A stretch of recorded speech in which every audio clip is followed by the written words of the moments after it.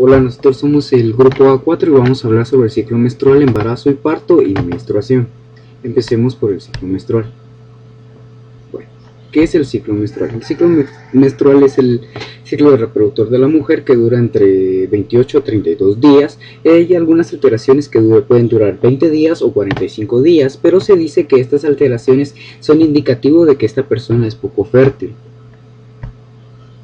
Bueno, todo inicia en el cerebro. Todo inicia en el hipotálamo, sobre todo en lo que es la hipófisis, y es de más decir que todo inicia en la anterohipófisis. Se libera lo que es la hormona liberada de gonadotropina, la hormona folículo estimulante y la hormona luteinizante. Podemos decir que estas, al empezar el ciclo menstrual, hay un aumento de las mismas, siendo la primera en aumentar la hormona folículo estimulante, seguida por la hormona luteinizante. La hormona folículo estimulante va a hacer que 6 a 12 folículos crezcan en mayor proporción a los demás dentro del ovario.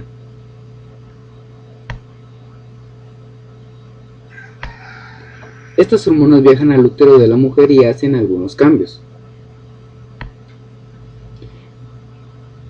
Para que estas hormonas sean liberadas de la hipófisis, se tienen que dar señales antes de. Entonces estas señales son provocadas por otras hormonas llamadas las hormonas ováricas, en las cuales encontramos la progesterona y los estrógenos, que van a liberar, como les digo, la hormona luteinizante y la hormona folículo estimulante. Ocurren cambios en el ovario haciendo el aumento de la espesura de la mucosa, y aquí tenemos la primera fase, la fase folicular. Como les iba diciendo, ocurre el crecimiento de 6 a 12 folículos, siendo solo uno de estos el que vaya a terminar el proceso completo y dándose la ovulación del mismo. ¿Qué ocurre en esto? Se dice que la hormona folículo estimulante aquí decrece, entonces aquel folículo, que es el que le está absorbiendo mayor proporción, se queda prácticamente con toda la cantidad de hormona folículo estimulante liberada, y esto provoca que los otros folículos empiecen un procedimiento de decrecimiento hasta llegar a ser inertes de nuevo. El folículo que continúa creciendo empieza con un diámetro de 1 milímetro y termina con un diámetro de 2.5 centímetros. En este punto empiezan a aumentar los requerimientos de la hormona luteinizante, siendo esta la encargada de terminar la maduración del folículo, así como de la ovulación.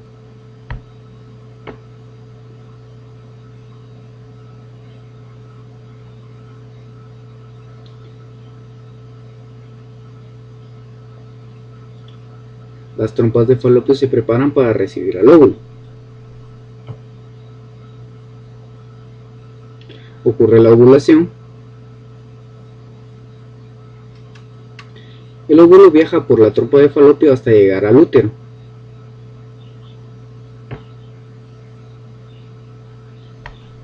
Durante la ovulación, un espermatozoide puede fecundar al óvulo y ocurre el embarazo.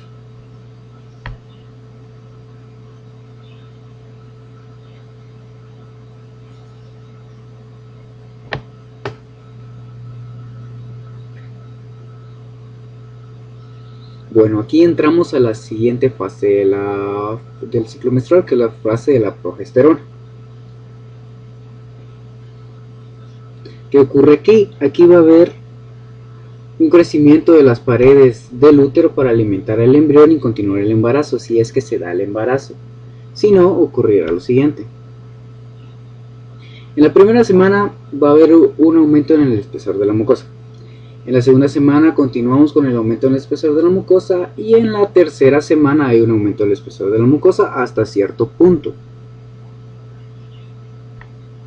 Cuando no hay embarazo, estas paredes se desprenden. Este proceso continúa siempre cuando no hay embarazo y cuando lo hay, pero cuando no hay embarazo, que es lo que ocurre siempre, sería el desprendimiento de estas paredes.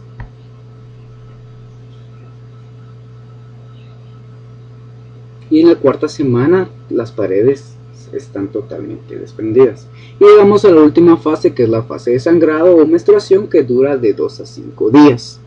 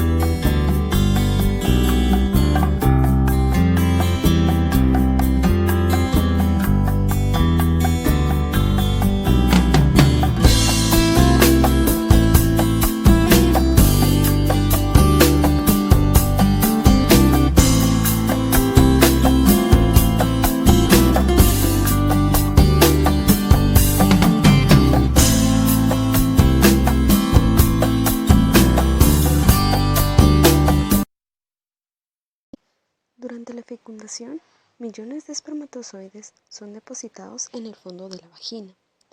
Muchos mueren, pero los que sobreviven continúan su camino en busca del óvulo. Al encontrarlo, son atraídos por la cobertura del mismo e intentan fecundarlo. Solo uno de ellos logra atravesar dicha barrera. Al realizarse este proceso, se genera una reacción que impide la entrada de otros espermatozoides al óvulo. Seguidamente, se inicia el proceso de división celular. Se mueve hacia el útero para implantarse. Con tan solo 2 semanas ya se han producido millones de células, las cuales se implantan en el endometrio. En la 4ª semana ya es un embrión con 3 planos distintos que serán los tejidos y órganos del bebé. Primero surge el tubo neural, que después formará la médula espinal y el cerebro del bebé. Una protuberancia en el centro del embrión se convertirá en su corazón. Comienzan a desarrollarse los aparatos digestivo y respiratorio. Se produce un importante crecimiento del cerebro y surgen protuberancias que darán forma a brazos y piernas. La cabeza está formada, se distinguen los ojos y el orificio que dentro de poco será la boca. El corazón late por primera vez. Los dedos se están formando. Los brazos y muñecas pueden flexionarse. También se crea el canal de comunicación interno entre la madre y el bebé. Ahora el embrión se llama feto. Prácticamente en la semana 9, todos los órganos están formados y funcionando correctamente. El cerebro crece y aproximadamente 250.000 neuronas se producen en cada minuto en el cerebro del bebé. Después se puede ver cómo la cabeza forma gran parte del tamaño del bebé. El rostro se puede distinguir con mucha claridad. Su corazón va latiendo cada vez más rápido. Seguidamente se comienzan a desarrollar las cejas y un cabello fino. El bebé es tan pequeño que puede caber en la palma de la mano. Él no puede percibir algunos estímulos externos, pero sí otros como la luz, y que al momento de notarlo comienza a moverse. En esta etapa el bebé está bien definido. Comienza a moverse y tratar de morder sus dedos. El bebé ya puede oír, por tanto, él está muy atento a la voz de la mamá, la música y el latido del corazón. Puede abrir sus ojos y puede diferenciar claramente la luz de la oscuridad. Los pulmones continúan con su desarrollo. El bebé está muy atento a los ruidos exteriores, los cuales lo despiertan, y él mismo se arrulla solo escuchando la voz de su mamá. Si el bebé se encuentra en una posición incómoda, Se mueve fuertemente hasta que la mamá cambie su postura y se acomode. Después de la semana 30, el bebé se ubica hacia abajo, ya preparándose para nacer. Su piel cambia a una coloración rosada y de forma arrugada. Después de la semana 36, el crecimiento del bebé disminuye a medida que el nacimiento se aproxima. El tejido adiposo corresponde al 16% del peso total. Realmente no se ha establecido cuáles son los motivos principales por los cuales se produce el parto. Normalmente, cuando el bebé está cómodamente en el vientre de su madre, el parto ocurrirá en un tiempo más prolongado.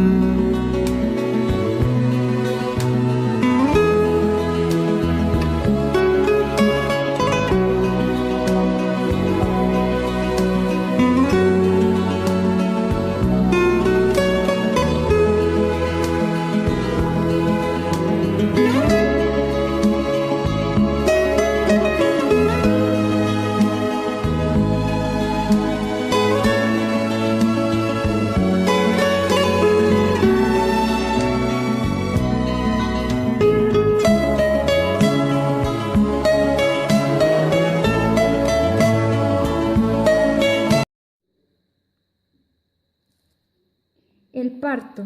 El parto es el proceso mediante el cual el feto sale del útero a través de la vagina, también conocido como nacimiento. El trabajo de parto verdadero puede ser dividido en 3 etapas. La etapa 1 es la etapa de dilatación. El tiempo desde el inicio del trabajo de parto hasta la dilatación completa del cuello uterino se denomina etapa de dilatación. Suele durar entre 6 y 12 horas y se caracteriza por contracciones uterinas regulares. La ruptura del saco amniótico y la dilatación completa del cuello es de aproximadamente 10 centímetros. Si el saco amniótico no se rompe en forma espontánea, lo debe hacer el profesional.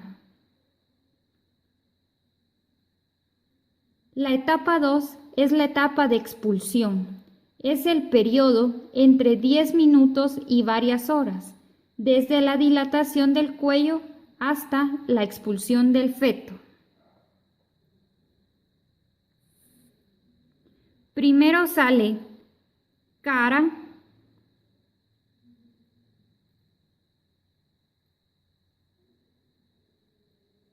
luego hombros y finalmente el cuerpo. La etapa 3 es la etapa placentaria. Tiene una duración de 5 a 30 minutos y se extiende desde la salida del feto hasta la expulsión de la placenta. En el parto. El trabajo de parto está determinado por complejas interacciones entre las hormonas placentarias y fetales. La progesterona inhibe las contracciones uterinas. El parto no puede comenzar hasta que hayan disminuido sus efectos. Al final de la gestación, los niveles de estrógenos en la sangre materna se incrementan notablemente y originan cambios que superan a los efectos inhibitorios de la progesterona. El aumento de los estrógenos es resultado del aumento de la secreción placentaria de hormona liberadora de corticotropina, que estimula a la adenohipófisis fetal a secretar adrenocorticotropina, ACTH. La ACTH estimula en la glándula suprarrenal fetal la secreción de cortisol y dehidroepiandrosterona, DHEA, el principal andrógeno suprarrenal. La placenta convierte a la DHEA en estrógenos. Los altos niveles de estrógenos llevan a un aumento del número de receptores de oxitocina en las fibras musculares del miometrio y estimula también la formación de uniones en hendidura entre las fibras musculares del útero. La oxitocina, liberada por la neurohipófisis, estimula las contracciones uterinas, aumenta la flexibilidad de la síntesis del pubis, contribuye a la dilatación del cuello uterino, mientras que los estrógenos estimulan la liberación placentaria de prostaglandinas, las cuales inducen la producción de enzimas que digieren fibras colágenas del cuello uterino y favorecen su reblandecimiento. En este video vamos a hablar sobre la menopausia. Se hablará sobre la terminología, luego los cambios hormonales y clínicos. Entonces, ¿qué es la menopausia? La menopausia es solo un día, el día en que se produce la última menstruación, o en el que acaba el último ciclo menstrual. El problema es que el diagnóstico no se puede realizar inmediatamente y se considera que debe pasar un año sin menstruación para poder establecer un diagnóstico de forma retrospectiva. Se hablará sobre el proceso fisiológico que se produce de forma natural, no el resultado de acciones quirúrgicas, farmacológicas, radioterapia o similares. Se hablará del proceso natural. Este proceso no se produce bruscamente, sino que es progresivo. Por eso se utilizan dos términos, que son de premenopausia y postmenopausia. La edad en la que aparece normalmente es entre los 45 y 55 años y se dan cifras de 48,5 más o menos 3,8 años. Son cifras aproximadas. Un término más amplio es el de climaterio, o también llamado perimenopausia. Hace referencia a todo el proceso que va desde la edad fértil a la edad no fértil y que dura varios años. Suele durar desde un año antes de que aparezca la menopausia y aparece junto a cambios hormonales sin síntomas clínicos hasta un año después, aunque estos fenómenos del cese de la función ovárica ocupan un espacio de tiempo más amplio, desde 2 u 8 años previos a la menopausia, que sería la premenopausia, hasta 2 a 6 años posteriores, que llamaríamos postmenopausia. Otro término es el de menopausia precoz o fallo ovárico precoz, que normalmente se considera que es cuando estos fenómenos aparecen antes de los 40 años. Entonces, ¿por qué se produce este fenómeno fisiológico? Se da un cese de la función folicular del ovario, un agotamiento o atresia progresivo de los folículos primordiales ováricos.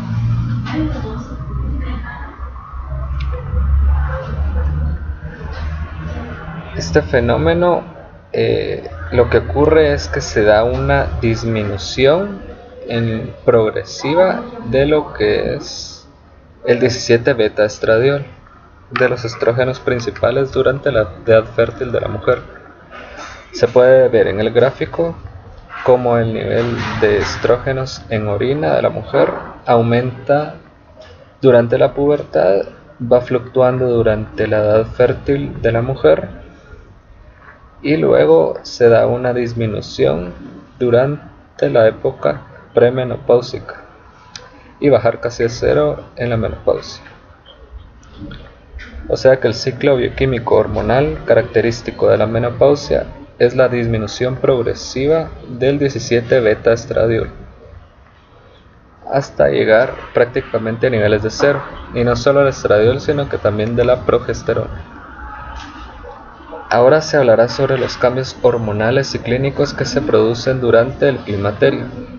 En realidad, el momento de la menopausia es el momento donde se produce la última menstruación, pero hasta llegar a este punto hay una premenopausia, una posmenopausia y luego el total de todo eso es el climaterio o perimenopausia. Estos cambios se producen progresivos, como se había mencionado. Cambios progresivos. Vamos a hablar sobre la premenopausia. ¿Qué es lo que va a ocurrir acá? Acá tenemos un aumento de la FSH y una disminución de la inhibina.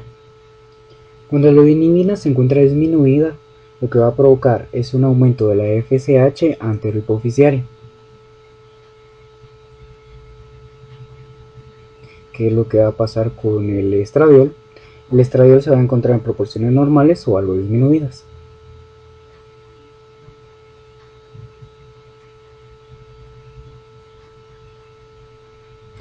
¿Qué podemos hablar sobre la FSH? La FSH lo que va a provocar es el aumento de tamaño en 6 a 12 folículos cuando una mujer se encuentra en edad fértil. En este proceso de lo que es la premenopausia, lo que vamos a tener es sí un aumento de la FSH, más no la cantidad de folículos primarios necesarios para que se logre dar el aumento de tamaño de estos. Entonces, lo que vamos a tener es un aumento de la FSH, más no la cantidad de folículos primarios necesarios para poder darse lo que es la ovulación completa.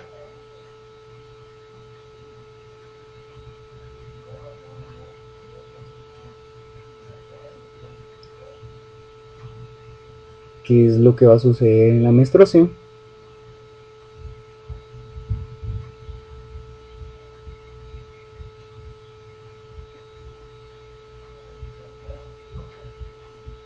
Los ciclos menstruales van a ser irregulares, van a ser más cortos. ¿Qué es lo que va a ocurrir? Va a ocurrir una polimenorrea.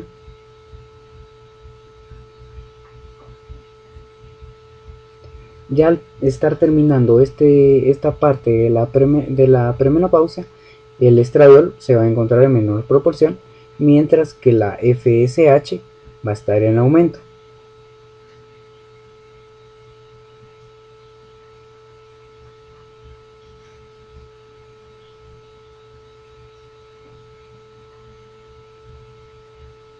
Los ciclos menstruales.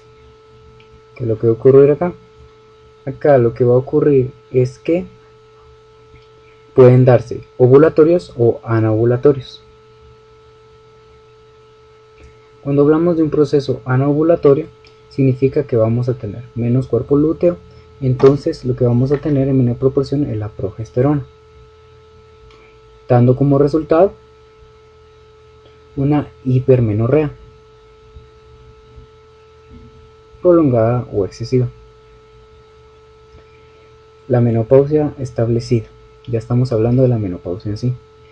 Va a haber un mayor descenso en el estradiol y un aumento en la FSH y la LH. ¿Qué es lo que pasa? La proporción de estas dos, en esta parte, si se encuentra el coeficiente de las mismas mayor a 1, vamos a tener una infertilidad. ¿Qué va a pasar en el ovario?